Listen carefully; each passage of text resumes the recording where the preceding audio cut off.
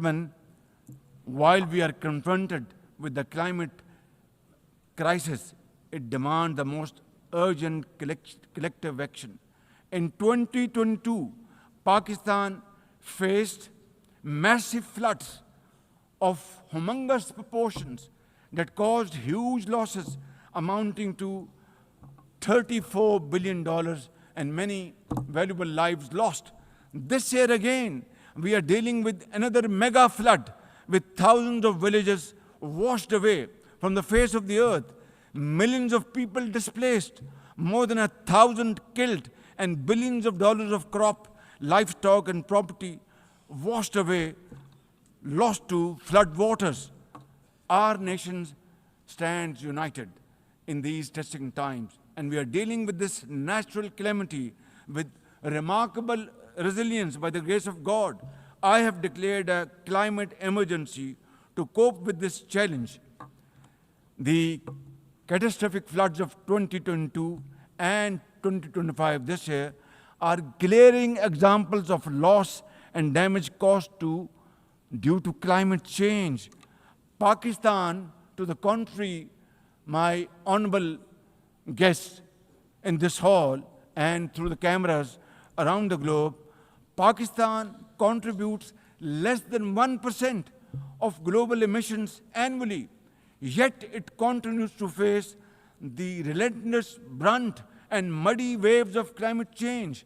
And then we are told to borrow loans and add on to our debt, huge debt pillars we have over the period of time. This is not fairness. This is not equality. This is not justice. This is not fair play. How can you expect a country which is a developing country facing humongous flood challenges every year due to climate change and no fault of ours, and yet we are told to borrow more loans?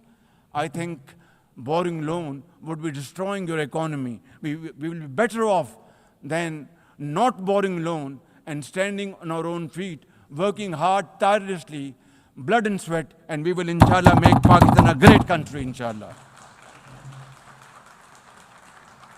Ladies and gentlemen, while we deal with climate change, I bear good tidings on the domestic economic front. Socio-economic development and the welfare of our people are among my government's foremost priorities.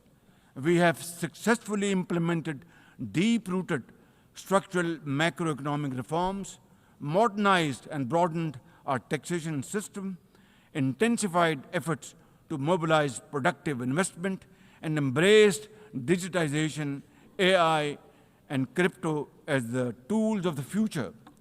Strategic partnerships, including our all-weather cooperation with China through the China-Pakistan Economic Corridor under President Xi Jinping's landmark Belt and Road Initiative, are contributors to our progress as I speak.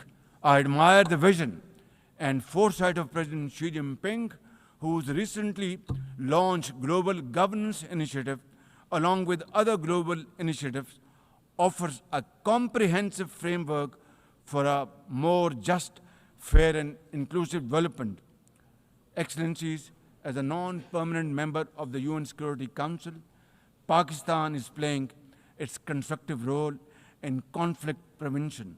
The unanimous adoption of Resolution 2788 under our presidency of the Council has renewed our collective commitment to multilateralism, respect for the UN Charter, and effective implementation of UN Security Council resolutions. Excellencies, at the end, let me assure you that Pakistan will always stand for peace, justice, and development, for a revitalized United Nations, and for cooperative and multilateralism that is fair and inclusive and delivers for all.